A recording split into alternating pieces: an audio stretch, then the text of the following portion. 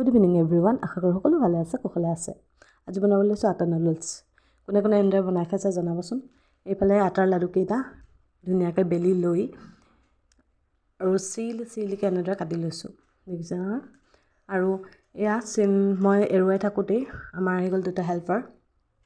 আচলতে এইখিনি এৰুৱাই থাকোঁতে বহুত সময় যায়, সেইবাবে দুয়োটাই লাগি গৈছে।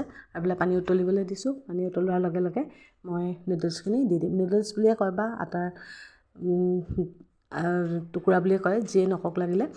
আৰু এইফালে অকণমান নিমখ আৰু তেল দি দিলে বেছি ধুনীয়াকৈ এটা হৈ যায়। আৰু এইফালে কাটি লৈছোঁ বন্ধাকবি, পিঁয়াজ আৰু বিলাহী।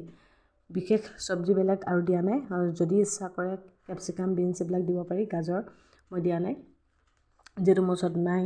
আৰু এইখিনিত অলপ সময় মই ভাজি লৈছোঁ, বৰ বেছি নাভাজোঁ, খুব কম পৰিমাণে ভাজিম। ইয়াতে দিছোঁ অকণমান জিৰা, ধনিয়া আৰু ৰেড চিলি। মেগী মছলা ব্যৱহাৰ কৰিব পাৰে, যিহেতু মোৰ ওচৰত মেগী মছলা নাই, মেগী খোৱা নহয় আচলতে, সেইবাবে মছলা ব্যৱহাৰ কৰা হোৱা নাই। আৰু অকণমান নিমখ দিছোঁ। এইফালে নুডলছখিনি মই অকণমান টুকি ৰাখিছিলোঁ পানীটো যাবলৈ, তাৰপিছত এয়া মিক্স কৰি দিছোঁ। অকণমান মিক্স কৰাৰ পিছতেই ইয়াতে দিছোঁ অকণমান টমেট' চচ। টমেট' চচ দিলে অকণমান মিঠা মিঠা ফ্লেভাৰটো আহে। আৰু এনেদৰেও খাব পাৰি, কিন্তু মই অকণমান পানী দি বইল কৰি লৈছোঁ। বইল কৰি চুপটো যিহেতু যাতে খাব পাৰোঁ, সেইবাবে এনেদৰে অকণ পানী দি লৈছোঁ। আজিলৈ আহোঁ, কেনে পালে জনাব। বাই।